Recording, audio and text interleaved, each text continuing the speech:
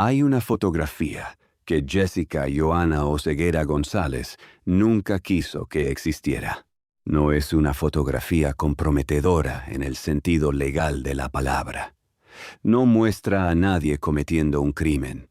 No hay armas, no hay drogas, no hay dinero en efectivo apilado sobre ninguna superficie. Es, en apariencia, una fotografía completamente ordinaria. Una mujer joven, atractiva, con ropa de diseñador que no desentona con la que usan miles de jóvenes de clase alta en cualquier ciudad mexicana,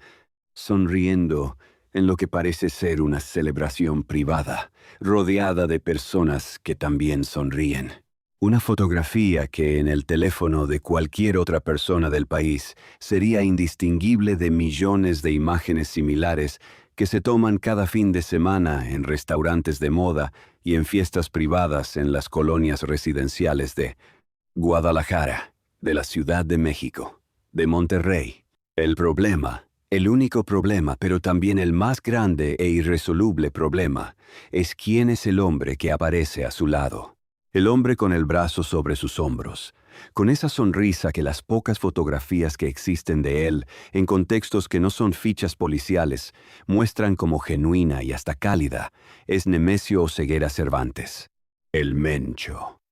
El hombre que en el momento en que esa fotografía fue tomada era el narcotraficante más buscado del mundo, el objetivo de recompensas millonarias ofrecidas por el gobierno de los Estados Unidos,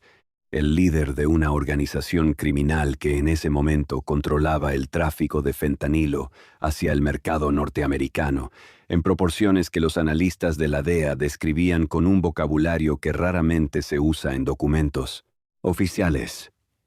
Apocalíptico. Y Jessica era su hija, no la hija que eligió seguirlo. No la hija que tomó las armas, que asumió un rol en la organización criminal, que aceptó los beneficios sabiendo exactamente de dónde venían. Según múltiples fuentes, según la narrativa que ella misma habría intentado construir a lo largo de los años, y según lo que personas que la conocieron describen con una consistencia que resulta llamativa, aunque no sea verificable de manera independiente, Jessica Oseguera González habría sido algo mucho más complicado que eso. La hija que intentó escapar, que habría construido una distancia deliberada entre su vida y el mundo de su padre, y que al final descubrió que esa distancia era, en el mejor de los casos, una ilusión, y en el peor, una mentira que ella misma habría contribuido a construir. Esta es su historia. Una historia que en este momento específico de la historia, 7 días después de que el operativo en Jalisco pusiera fin a la vida del hombre cuyo apellido ella lleva, tiene un peso y una relevancia que no tenía antes, porque el Mencho ya no está. Pero Jessica sigue aquí. Y la pregunta sobre qué significa ser la hija de ese hombre, ahora que ese hombre es una figura del pasado y no una amenaza activa del presente, es una pregunta que nadie puede responder todavía con certeza. Ni siquiera, probablemente, ella misma. Para entender quién es Jessica Oseguera González y por qué su historia importa más allá del morbo inevitable que rodea a cualquier familiar de un narcotraficante de alto perfil, necesitamos primero entender el contexto familiar en el que creció y las circunstancias específicas que, según las fuentes disponibles, habrían definido su relación con el mundo y con su padre desde una edad temprana. Nemesio Oseguera Cervantes tuvo varios hijos a lo largo de su vida, producto de distintas relaciones, y la dinámica entre él y cada uno de ellos habría sido diferente, dependiendo de múltiples factores que incluyen la edad en que cada uno de sus hijos tomó conciencia de quién era realmente su padre, el grado de exposición que cada uno tuvo a las operaciones del cártel, y las decisiones individuales que cada uno tomó cuando llegó el momento inevitable en que esa conciencia se volvió imposible de ignorar. Jessica Johanna Oseguera González, conocida en algunos documentos como Jessica Johanna Oseguera de González por su estado civil, Es identificada en los documentos judiciales como una de sus hijas y como una persona que, a diferencia de lo que podría esperarse de alguien criado en ese entorno, habría intentado construir una vida que en su superficie tenía las características de la normalidad: estudios formales, actividades comerciales registradas, una presencia pública que no llamaba la atención de ningún observador casual que no conociera su apellido. La pregunta que los analistas y los periodistas que han seguido su caso se hacen desde hace años, y que los documentos judiciales responden solo parcialmente, es si esa apariencia de normalidad era genuina o estratégica. Si Jessica realmente quería ser otra persona, o si sabía perfectamente lo que era, y simplemente prefería que el mundo no lo supiera. Y la respuesta honesta, la que cualquier análisis riguroso de los hechos disponibles tendría que dar, es que probablemente las dos cosas eran verdad al mismo tiempo, en proporciones que nadie que no sea ella puede conocer con exactitud. Hay que hablar del arresto, porque el arresto es el hecho más sólidamente documentado de toda esta historia, y porque sus detalles revelan, de maneras que ningún análisis psicológico puede rivalizar, algo fundamental sobre la naturaleza real de la relación de Jessica con el mundo de su padre. El 21 de enero de 2021, Jessica Johanna Oseguera González fue arrestada en la Ciudad de México en el marco de una operación coordinada entre las autoridades mexicanas y el Departamento de Justicia de los Estados Unidos. Los cargos que el Departamento de Justicia había presentado contra ella en un gran jurado federal en Washington, D.C., incluían violaciones a la Ley de Poderes Económicos de Emergencia Internacional, específicamente relacionadas con transacciones financieras realizadas en nombre de entidades incluidas en las listas de sanciones del gobierno estadounidense por su vinculación con el CJNG. En términos más simples, la acusaban de haber realizado operaciones de negocios en los Estados Unidos en nombre de empresas que estaban sancionadas por su conexión con el cártel de su padre. Los negocios específicos que el Departamento de Justicia identificó en su acusación incluían restaurantes y otros establecimientos de servicio en los que Jessica habría tenido participación o haber facilitado operaciones a pesar de saber, según la acusación, que esas operaciones violaban las sanciones impuestas por el gobierno estadounidense. La defensa de Jessica, en la versión que eventualmente resultó en su acuerdo de culpabilidad, habría argumentado que ella no tenía pleno conocimiento de todas las implicaciones legales de sus acciones,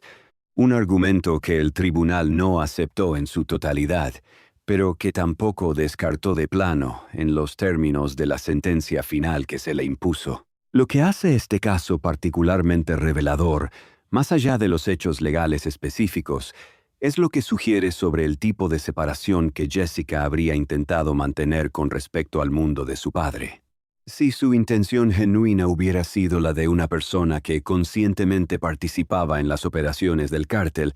habría habido maneras mucho más efectivas y mucho menos rastreables de hacerlo. El tipo de actividad que el Departamento de Justicia identificó en su acusación, transacciones relacionadas con negocios de servicio en el sector de la restauración y la hospitalidad,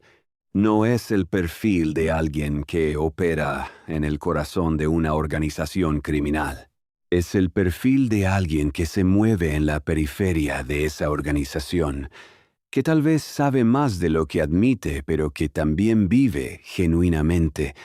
en un espacio intermedio entre dos mundos que nunca terminan de separarse por completo. Fuentes anónimas, que dicen haber conocido a personas del entorno de Jessica en los años previos a su arresto, describen a una persona cuya relación con el apellido Oseguera era una fuente de ansiedad permanente, de una conciencia constante de que cada relación nueva, cada oportunidad de negocios, cada amistad potencial, llevaba consigo el peso de una pregunta implícita que nadie hacía en voz alta, pero que siempre estaba presente. ¿Sabe esta persona quién es mi padre? Pero hay algo en la historia de Jessica Oseguera González que los reportes convencionales sobre su caso consistentemente subestiman, algo que, según fuentes que afirman haber conocido aspectos de su situación personal, cambia fundamentalmente la manera de entender no solo su historia individual, sino también lo que esa historia revela sobre la psicología de Nemesio. Oseguera Cervantes, como padre. Hay teorías, completamente especulativas pero fundamentadas en patrones, que los expertos en dinámicas familiares del crimen organizado reconocen como relativamente comunes en este tipo de contextos,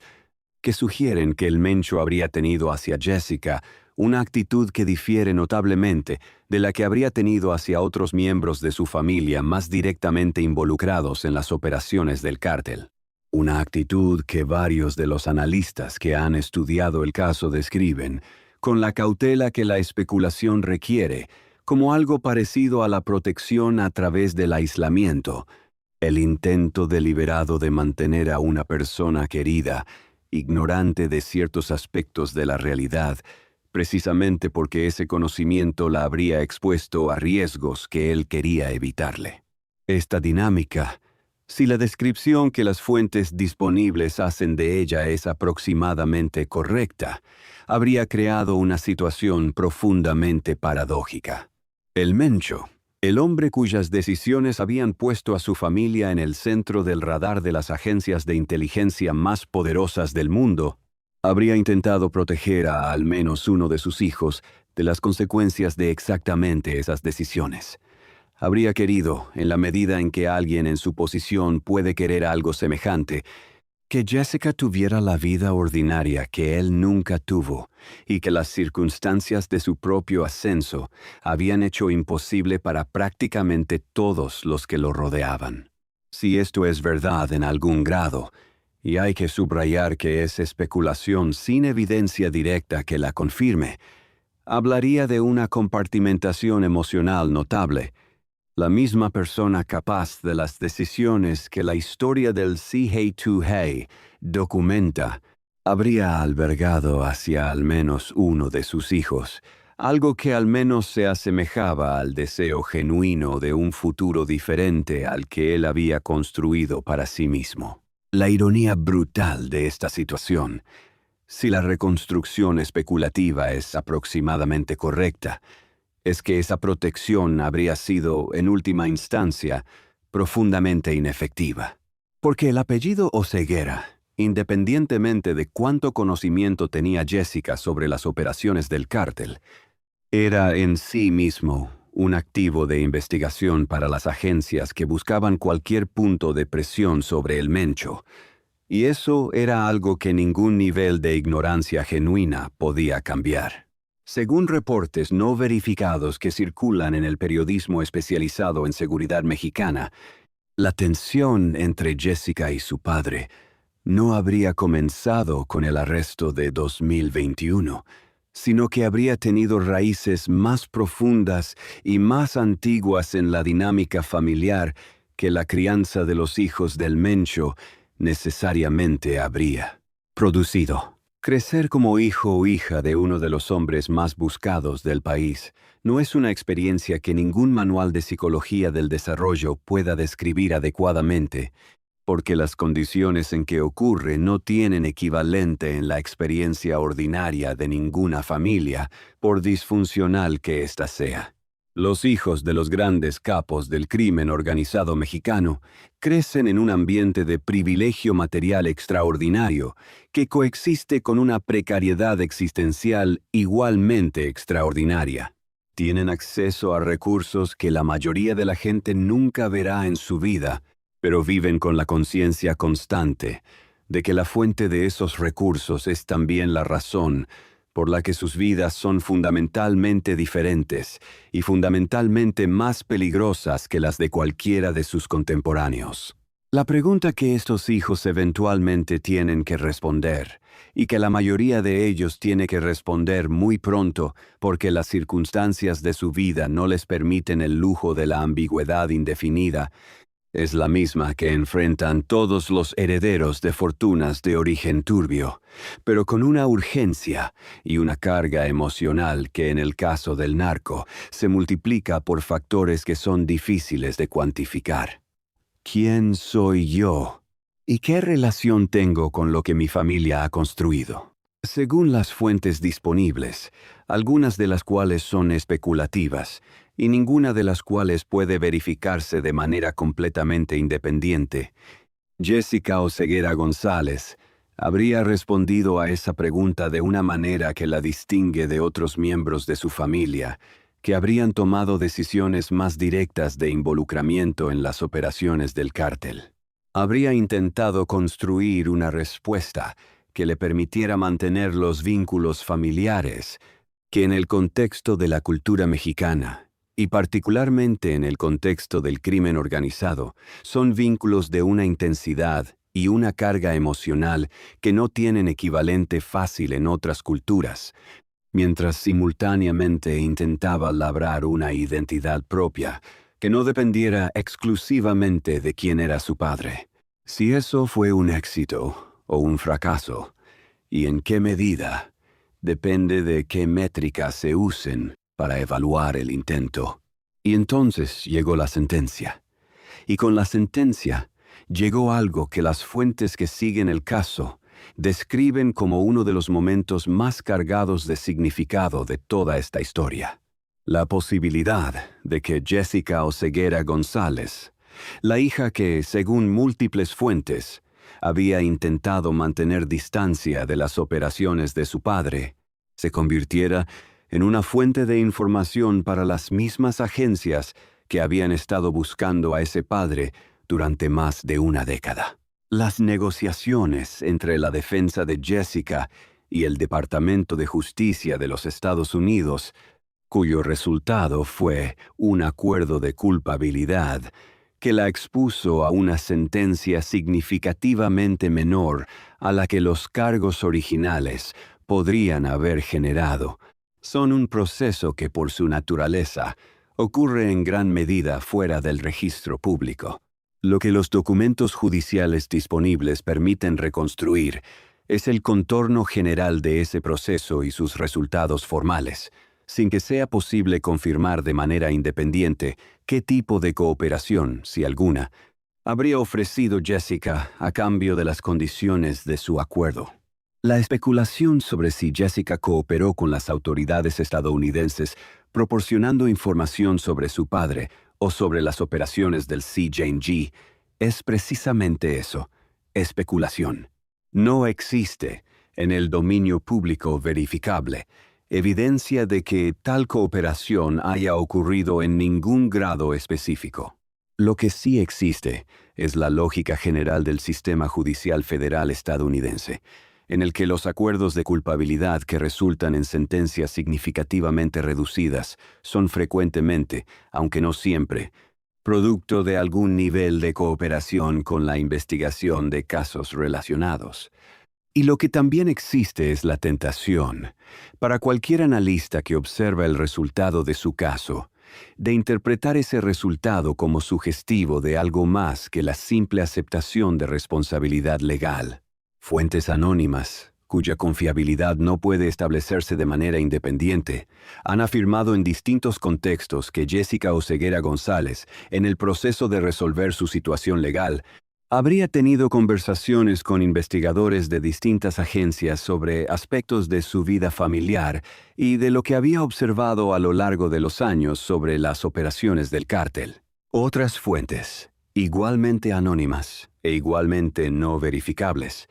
niegan cualquier nivel de cooperación sustantiva y describen su acuerdo como el resultado de una negociación puramente legal sobre los méritos específicos de los cargos contra ella. La verdad, si existe en alguna de estas versiones o en algún punto intermedio entre ellas, es algo que probablemente no llegará al dominio público en un futuro cercano, y que en todo caso ha adquirido una dimensión completamente nueva ahora que el Mencho ya no está vivo para ser afectado por ninguna información que ella pudiera haber proporcionado. Hay que examinar también lo que los documentos judiciales y los reportes periodísticos sobre el caso de Jessica revelan sobre la naturaleza específica de los negocios en los que ella habría participado, porque esos negocios son, en sí mismos, un texto fascinante sobre cómo las familias del crimen organizado navegaban la frontera entre el mundo ilícito y la economía formal. Los restaurantes y establecimientos de hospitalidad que aparecen en los documentos del Departamento de Justicia como los vehículos a través de los cuales Jessica habría violado las sanciones estadounidenses son, en su tipología,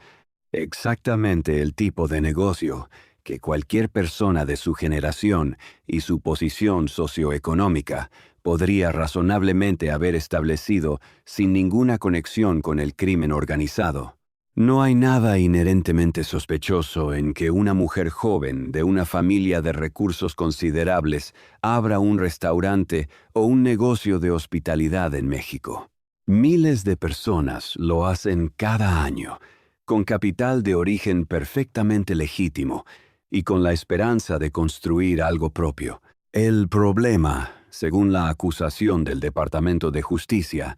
no era que los negocios en sí fueran ilegales. Era que las entidades con las que tenían transacciones o en cuyo beneficio operaban estaban sujetas a sanciones del gobierno estadounidense por su vinculación con el CJNG. Y eso creaba una situación en la que actividades que en cualquier otro contexto habrían sido perfectamente ordinarias se convertían, en virtud de las sanciones, en violaciones de la ley federal estadounidense. Esta distinción es importante porque habla directamente a la pregunta sobre el nivel de conciencia y de participación intencional de Jessica en el mundo de su padre. Una persona que conscientemente opera en el corazón de una organización criminal no necesita usar restaurantes como vehículos de transacción. Puede usar decenas de mecanismos más eficientes y más difíciles de rastrear. El hecho de que las actividades que la llevaron ante la justicia sean del tipo relativamente visible y relativamente ordinario que son es,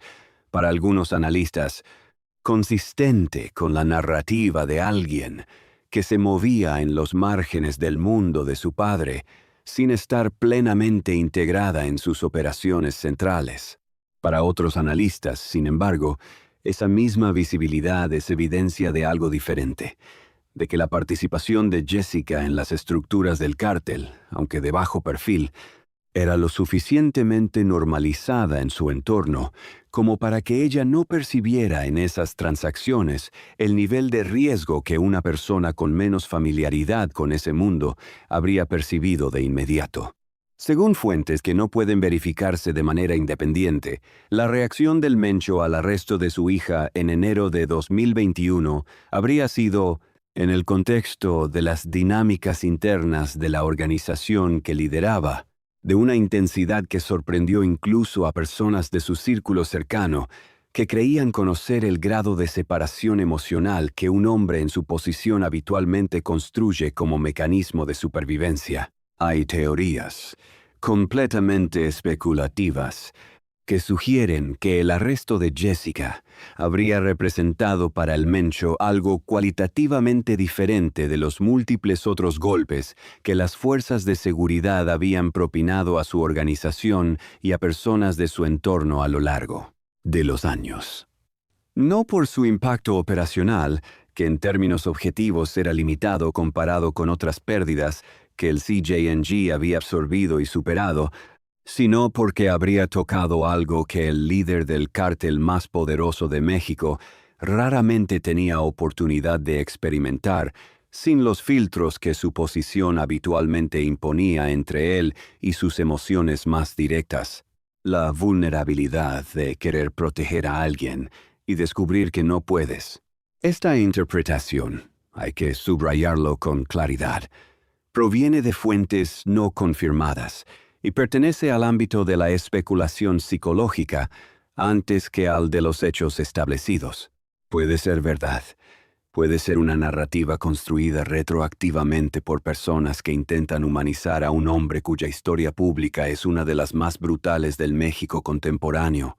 O puede ser ambas cosas al mismo tiempo. Pero la dimensión de esta historia, que más raramente aparece en los análisis convencionales sobre el caso de Jessica Oseguera González, y que en este momento específico, a 7 días de la muerte de su padre, resulta quizás la más cargada de significado, es la pregunta sobre la identidad. ¿Quién es Jessica Oseguera González ahora? No en el sentido legal de la pregunta, que tiene una respuesta relativamente clara en los documentos judiciales. Es una persona que ha cumplido su deuda con el sistema judicial estadounidense, que ha pasado tiempo bajo custodia, que tiene restricciones sobre sus movimientos y sus actividades, y que en términos formales se ha convertido en alguien que el Estado ha procesado y sentenciado por delitos específicos que esos registros documentan. La pregunta sobre su identidad que resulta más difícil de responder es la otra, la que no tiene registros judiciales ni sentencias que la resuelvan. ¿Quién se siente ser ella? ¿Qué significa para alguien en su situación que el padre, que según múltiples fuentes habría sido simultáneamente una figura de protección y de vergüenza, de amor genuino y de daño profundo, de posibilidades materiales y de limitaciones existenciales, ya no esté? Las personas que pierden a sus padres, incluso a padres con los que tenían relaciones profundamente complicadas, frecuentemente describen una experiencia que combina el duelo esperado con algo más extraño e igualmente real, la sensación de que el conflicto no resuelto con esa persona se ha vuelto permanentemente irresoluble, que las conversaciones que nunca se tuvieron nunca podrán tenerse, que las preguntas que se pospusieron indefinidamente ya no tienen interlocutor. Para Jessica Oseguera González, esas conversaciones pendientes, si es que existían en el sentido en que las fuentes disponibles sugieren que podrían haber existido, acaban de volverse permanentemente imposibles. El padre que habría querido protegerla del mundo que él mismo había construido, el padre cuyo apellido se convirtió en la fuente de su mayor vulnerabilidad, el padre a quien, según algunas fuentes, ella habría querido, y según otras, habría rechazado, y según la mayoría de los análisis disponibles, probablemente habría hecho ambas cosas con la ambivalencia que una relación de esa complejidad inevitablemente produce. Ya no está. Lo que sí está, y lo que nadie puede quitarle en ningún sentido ni práctico ni simbólico, es el apellido. Y ahora, en el mundo posterior a la muerte del Mencho, ese apellido tiene un peso diferente, más histórico, más definitivo, más permanente. La vida de Jessica, después de su proceso judicial, es un territorio sobre el que la información disponible en el dominio público es particularmente escasa, lo que en sí mismo es significativo. En el mundo contemporáneo,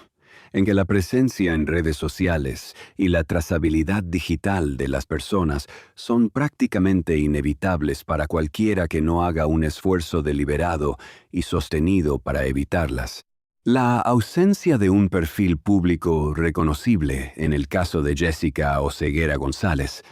habla de una estrategia de bajo perfil que, independientemente de quién la esté siguiendo y por qué razones, existe y es consistente. Fuentes anónimas que afirman tener conocimiento de aspectos de su situación posterior al proceso judicial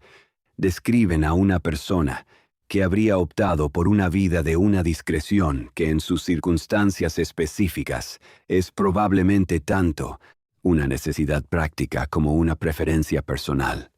Una discreción que incluiría la ausencia de declaraciones públicas sobre su padre, sobre el cártel, sobre el proceso judicial o sobre cualquier aspecto de la situación que la hizo conocida al mundo más allá de las fronteras del periodismo especializado en crimen organizado. Esta discreción que fuentes no verificadas describen como deliberada y sostenida,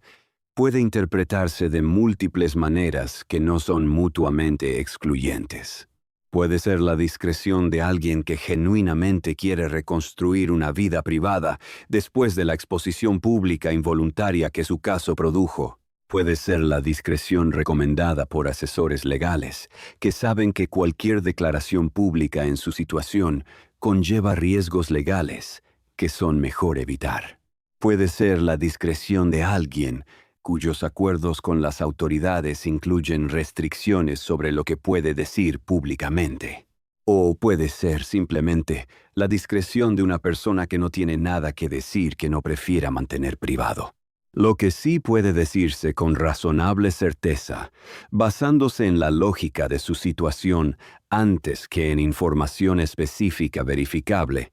es que la muerte de su padre hace su situación más compleja, no más simple. Agrega una dimensión de duelo a una situación que ya era de por sí extraordinariamente difícil de navegar. Añade la mirada del mundo en un momento en que probablemente preferiría que el mundo mirara hacia otro lado, y la coloca en el centro de una historia que ahora tiene un capítulo final definitivo, un capítulo que ella no escribió y que probablemente habría preferido no leer. Y entonces, en este preciso momento, a 7 días de la muerte de Nemesio Oseguera Cervantes, surge la pregunta que ningún análisis de esta historia puede honestamente evitar, aunque tampoco pueda responderla con certeza. ¿Qué sabe Jessica Oseguera González que el mundo todavía no sabe? No en el sentido de información operacional sobre el cártel, cuya relevancia práctica habría disminuido significativamente ahora que su padre ya no está en posición de tomar decisiones, sino en el sentido más fundamental y más difícilmente categorizable de lo que significa conocer a una persona desde dentro, de manera íntima y cotidiana, en lugar de a través de los registros de inteligencia, los reportes de la DEA, las fichas policiales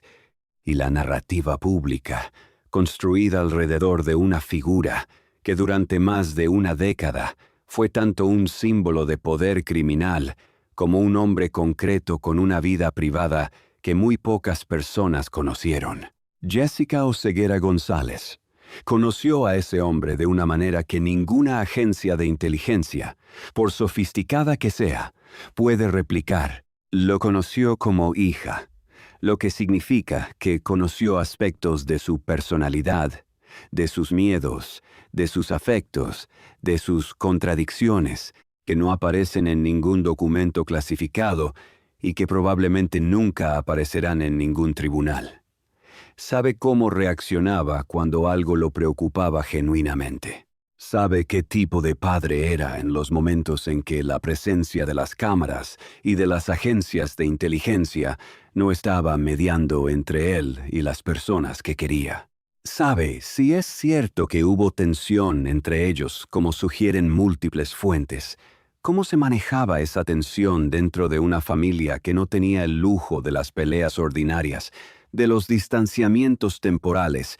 de las reconciliaciones graduales, que la mayoría de las familias atraviesa sin consecuencias que vayan más allá de lo interpersonal? Eso que sabe, lo que sea en sus detalles específicos, es algo que el mundo probablemente nunca sabrá en su totalidad. No porque no haya personas interesadas en saberlo, sino porque el tipo de conocimiento íntimo que una hija tiene de su padre no es el tipo de conocimiento que se traduce fácilmente en declaraciones formales, en testimonios ante tribunales, en reportes de inteligencia o en entrevistas periodísticas. Es el tipo de conocimiento que se queda dentro, que forma parte de la experiencia privada de una persona, que solo se vuelve visible cuando esa persona decide, voluntariamente y bajo sus propias condiciones, compartirlo con el mundo. Y nada en la trayectoria pública de Jessica Oseguera González hasta este momento sugiere que esa decisión vaya a ocurrir pronto, si es que ocurre alguna vez. Para terminar de construir el retrato que esta historia merece, Hay que hablar de algo que todos los análisis sobre los hijos de los capos del narco en México tienden a evitar porque resulta incómodo en el contexto de una discusión sobre crimen organizado: el daño. No el daño que el Mencho causó a las víctimas de su organización, que es un daño documentado, masivo, y que merece su propio análisis exhaustivo, sino el daño, menos visible pero no por eso menos real, que la dinámica de crecer en ese entorno habría causado a los propios hijos del Mencho, y específicamente a Jessica, en la versión que los reportes disponibles construyen de ella. Crecer, siendo la hija de un hombre que no puede presentarse a ningún evento escolar sin que eso represente un riesgo de seguridad. Crecer sabiendo que las amistades que formas están siempre mediadas por la pregunta implícita de si esa persona te conoce por quién eres tú o por quién es tu padre. Crecer con la conciencia de que el apellido que llevas es simultáneamente el apellido que te ha dado acceso a recursos y posibilidades materiales que la mayoría de tus contemporáneos nunca tendrán,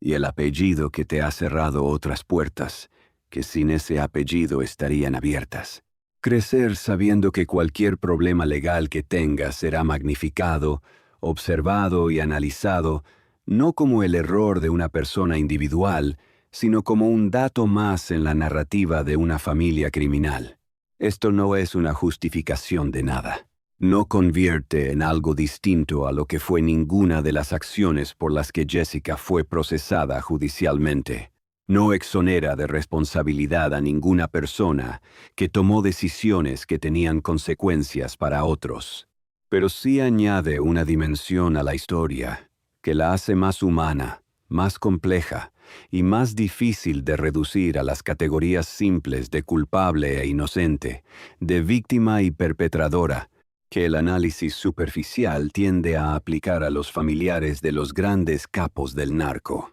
Jessica Oseguera González es, en la medida en que los hechos verificables y las fuentes disponibles permiten reconstruirla, una persona que creció en circunstancias extraordinariamente difíciles,